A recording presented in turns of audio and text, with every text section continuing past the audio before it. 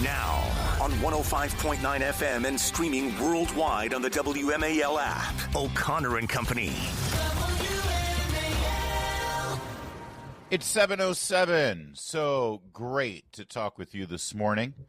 Thanks for letting us be a part of your routine. Coming up in 30 minutes, Byron York of the Washington Examiner will be our guest. He's been diving deep into this Minnesota scandal involving the Somali community, Tim Walz and Keith Ellison.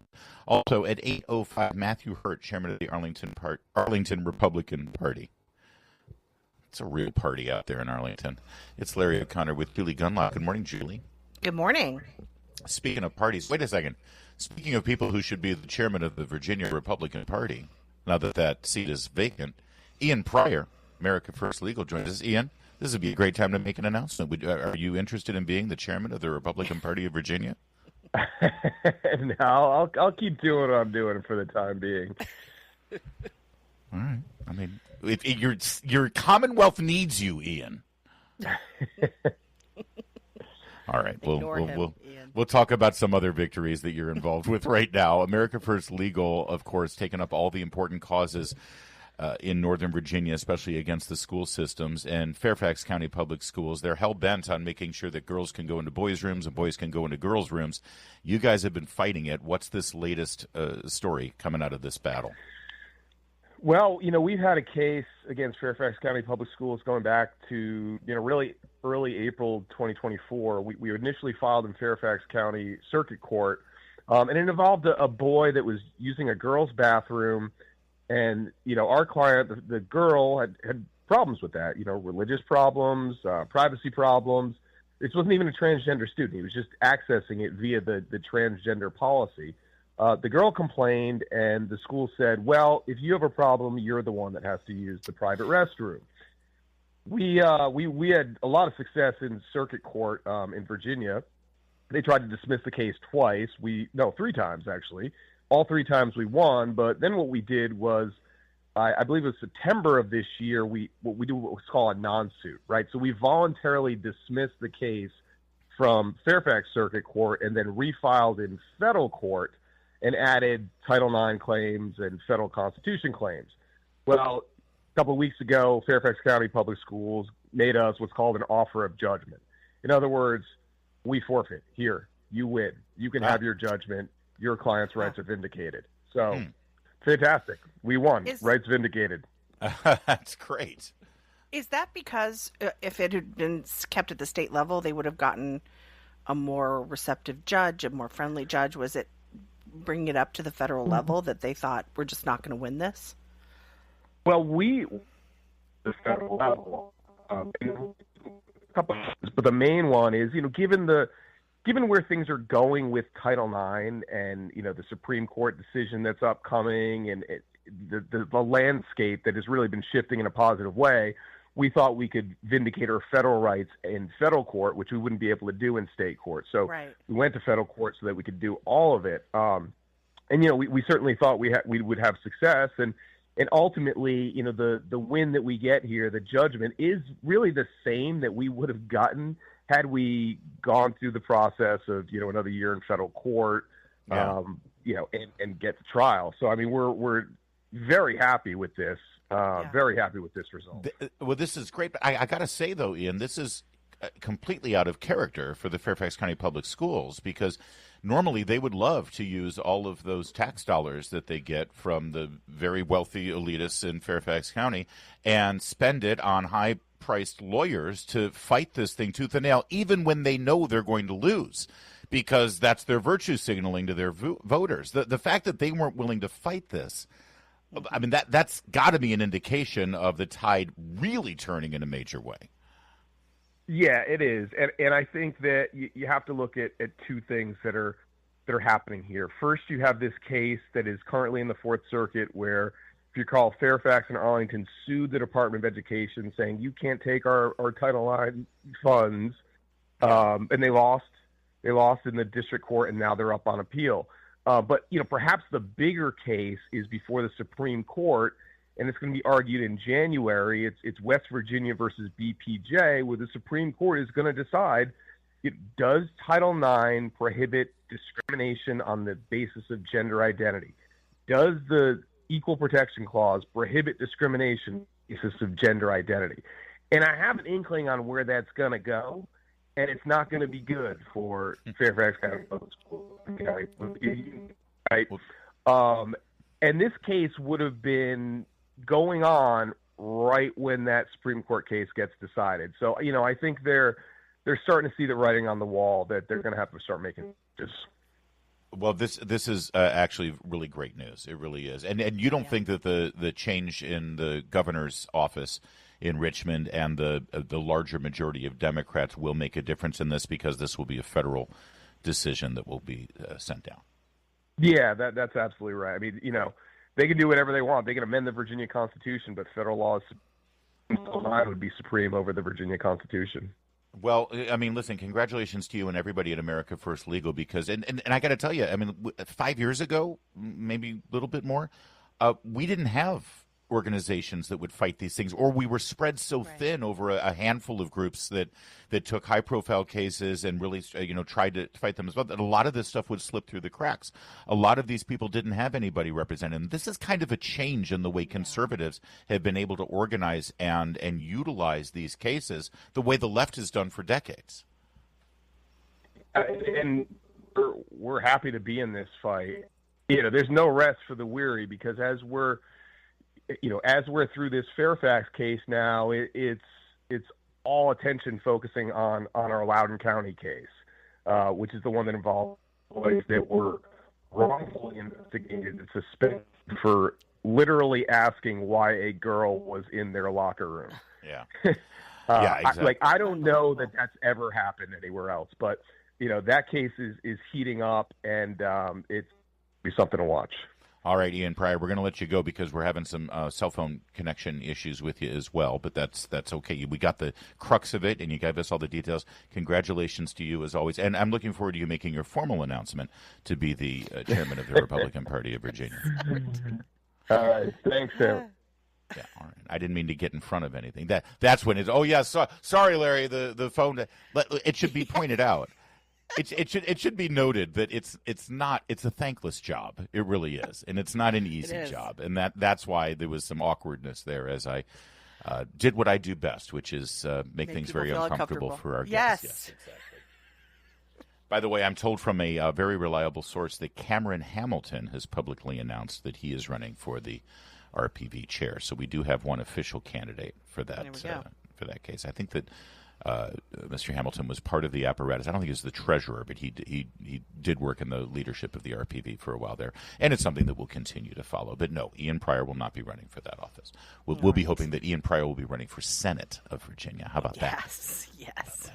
It's 7:15 WMAL. WMAL, making sense of the news. Live from the Home Paramount Pest Control Studios. Home Paramount, the leader in pest control since 1939. A fascinating announcement yesterday from President Trump. He's been talking about this for a while, but it's now official. The Trump accounts are a thing. There's a website set up for the Trump accounts, and it's all about what they call jumpstarting the American dream for Americans' youth. Here's President Trump reading a statement yesterday, cut 22.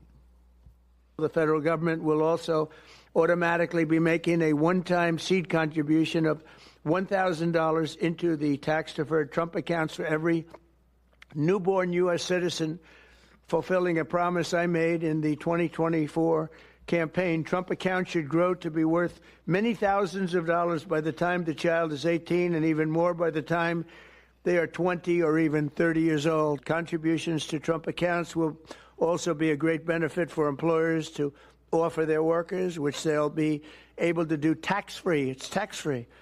We expect hundreds of major companies to announce plans to contribute to these accounts in the coming months, and we've had tremendous interest in that regard. So the Trump accounts will be available starting on July 4th next year. Now, this is part of the tax legislation that was part of the big, beautiful bill that they called it last year. It was signed into law, and what it does is it gives $1,000 to every newborn as long as their parents open an account, and the money is invested in the stock market by private firms, and then the child can access the funds when they turn 18. And if you know anything about compound interest, 18 years of just that $1,000 invested in the market, even if it's just in a basic index fund, that's some real money after 18 years, even if you don't touch it and just have it reinvest in that index fund or however you do it. One hopes parents do this. One hopes they know about it. One hopes, the media doesn't ignore this because it's Trump. Because you're right, it could potentially be a lot of money. And it starts kids off right away. You know how you start when you start work? It's like you give the most you can, and if you don't, you're really going to regret it later in life.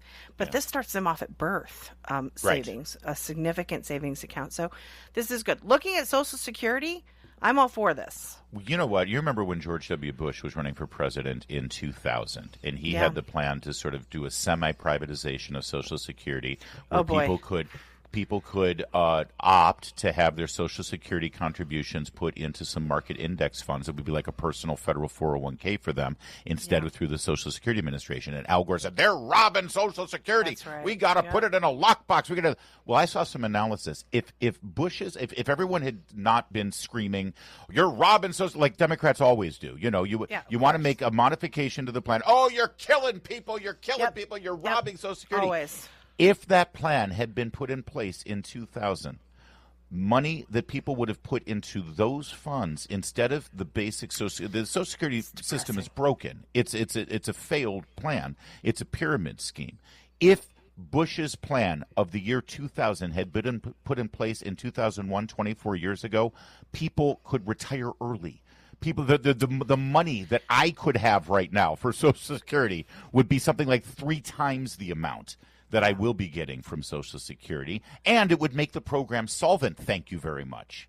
Yeah. So this is everybody gets demonized whenever they try to make any kind of modifications. Just wait until Republicans come up with their plan to fix Obamacare, which is a completely failed system. Democrats have one plan, which is more tax dollar subsidies. That's right. to pay off the insurance companies and to pay the undeserving. I mean, when Republicans suggested just some minor modifications to some of the welfare programs, that if you're a fully functioning male who's sitting on your couch, you have no health problems and no dependents, you should try to get a job. That was the Democrats suggested Republicans want people to starve. That's just right. that change. The second Republicans make any suggestion about fixing broken Obamacare, you're going to hear Democrats say, "Oh, you're killing people. You're killing people." And just remember George W. Bush and his plan to do private investment accounts for Social Security. All right, that said, back to the Trump accounts here.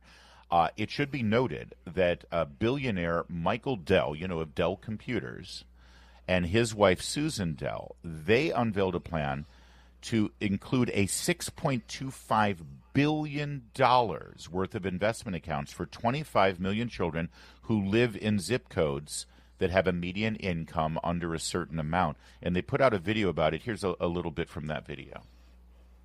This is really exciting. Absolutely. It's a very special moment.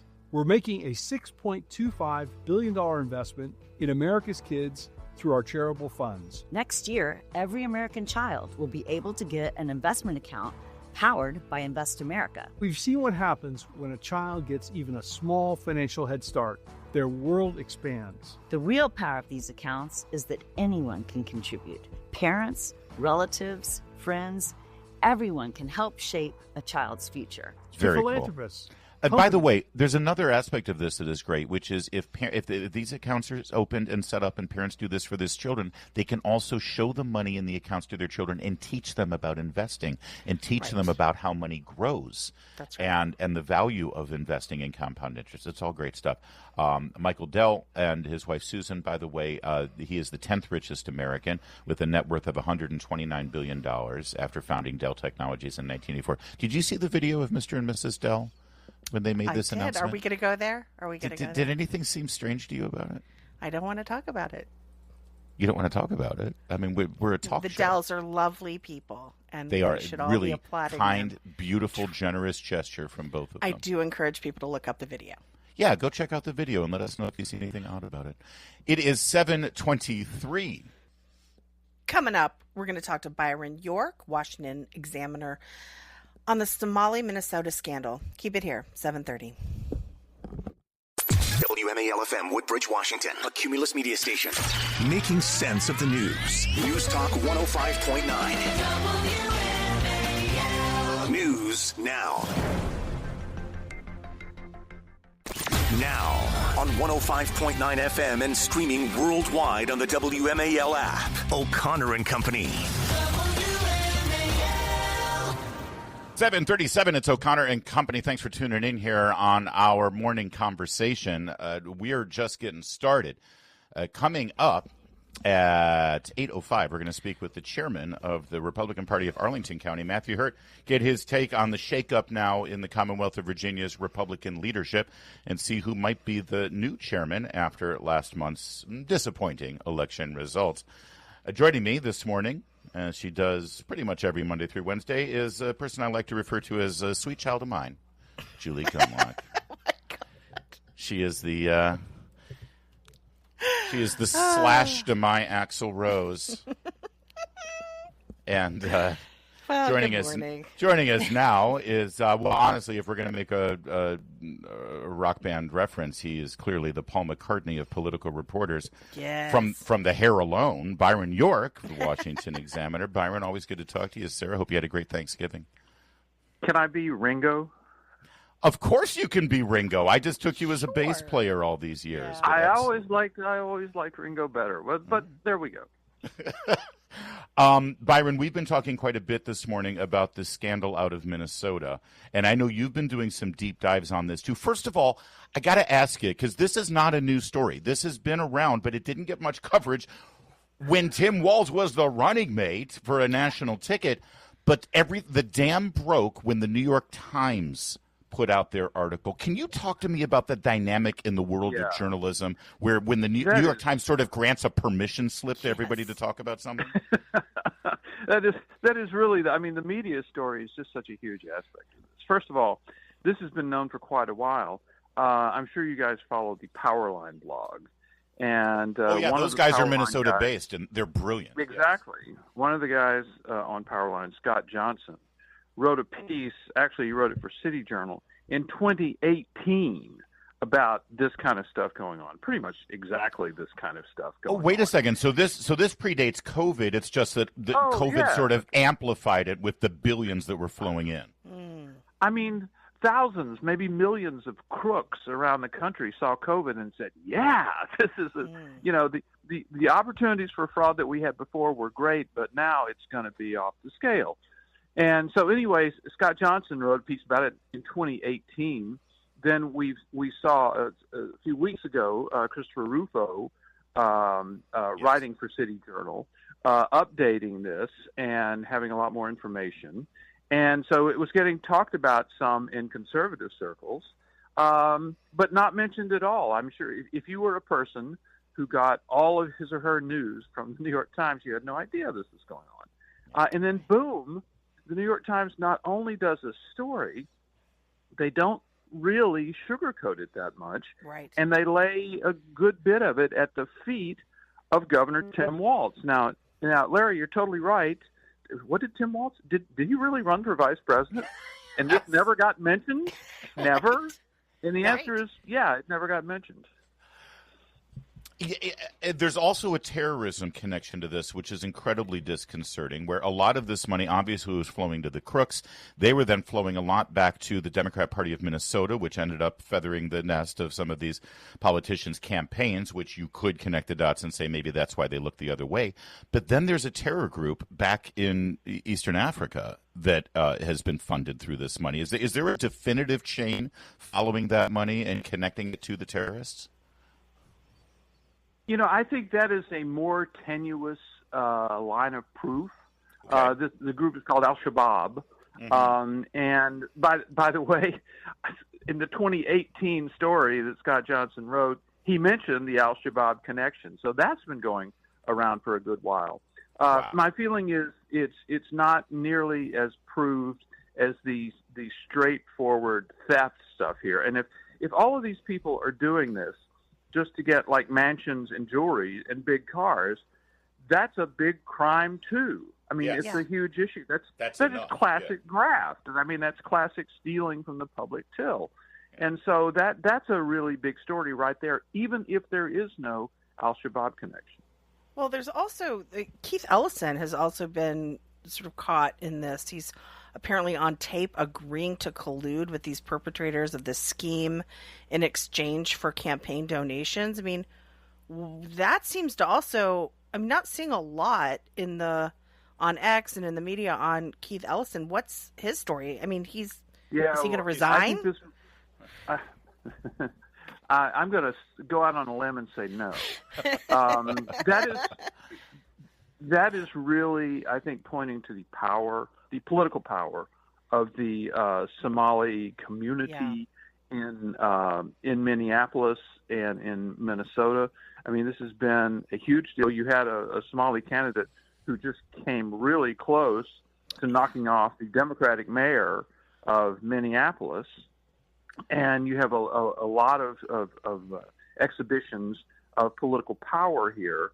So that makes it even more difficult for a Democrat to deal with the clear corruption here. Now, I just want to say one more thing. One of the reasons I think we finally got this in the New York Times is that these are cases that have been indicted, tried, and convicted. Okay, so you can't really say this is like a MAGA fever dream or something. Right. I mean, there's been real legal action on this stuff, and I think there came a time, especially since Governor Walz is kind of not going to run again, not run again for vice president or president.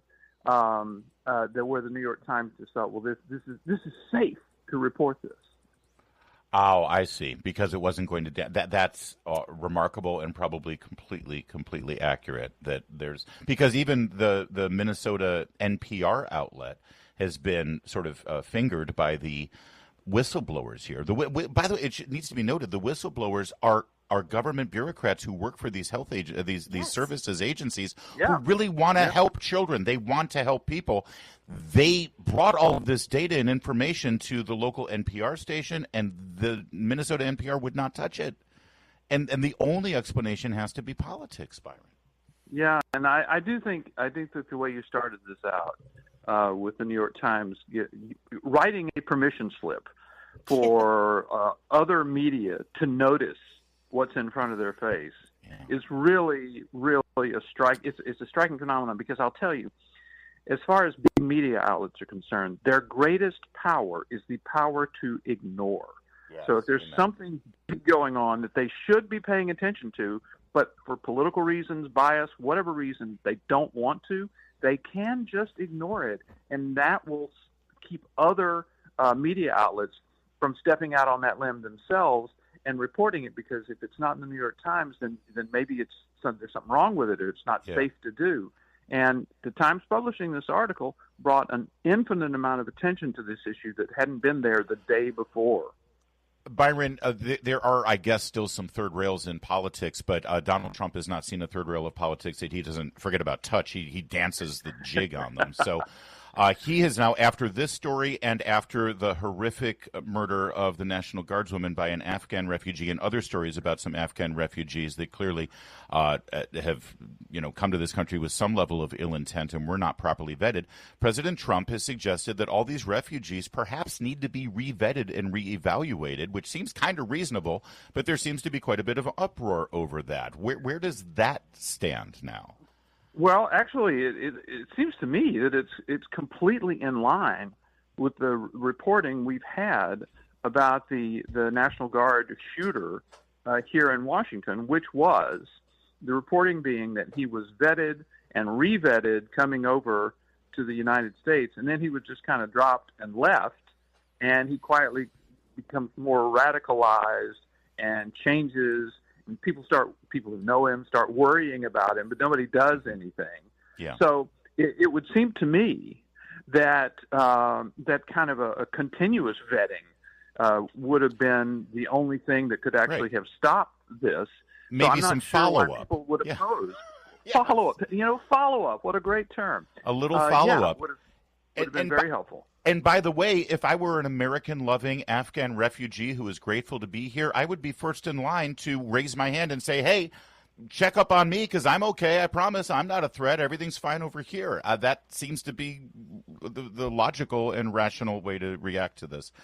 Byron, we'll have to leave it there because we're the last rational, reasonable people in this town. But we always love talking with you. Thanks for joining us. Just the three of us. Okay, thanks, Larry. That's it. Ringo. He's the Ringo Starr of American political reporting. Hey, it's Chris Plant. Find out what the media don't want you to know. Coming up this morning at 9, right here on WMAL. You know, there are critter news stories, and there are critter news stories, and then there are critter news stories that involve raccoons.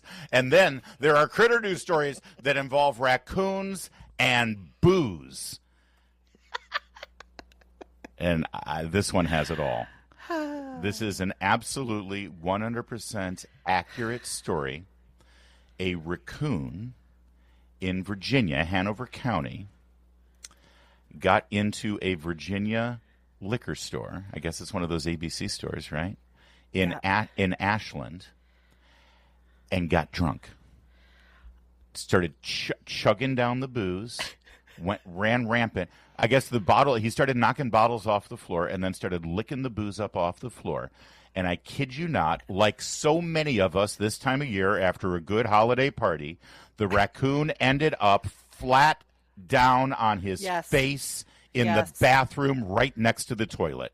I did not know that Guardians of the Galaxy and that Rocket Raccoon was real. I totally thought that was a fictional character. I had no idea that it was based on a... It looks like looks like the little CGI actor. God bless it really does. This cute little rodent. Look at that picture of that mangy, rabid, drunk little SOB. And it's great because to the left of him is an empty trash can, and to the right is the toilet bowl.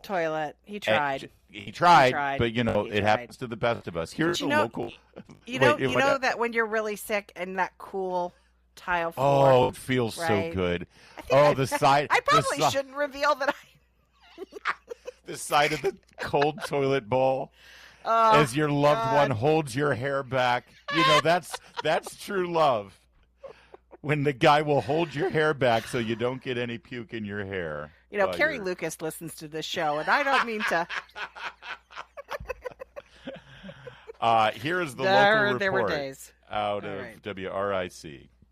It happened Saturday in Ashland, and according to social media posts by Hanover County Animal Protection and Shelter, a raccoon broke into the store the night of Black Friday and ransacked several shelves. They have masks, don't they? The animal became intoxicated, then passed out in the bathroom. The sleeping raccoon was discovered Saturday morning. Head right near the toilet. We've all been there probably at some point in our lives, right? A little too much. An officer brought the masked bandit back to the county animal shelter to recover. So, yes, that's a lot of liqueur for a little raccoon there. The raccoon slept it off for a few hours and showed no signs of injury. Bounced back. Officers released the raccoon back into the wild. No, this is trashy behavior. Come on, be a classy drunk. I mean, honestly, that raccoon needs help. No, we don't encourage this sort of thing. I had no idea that raccoons were Ohio State Buckeye fans. It's 7:53.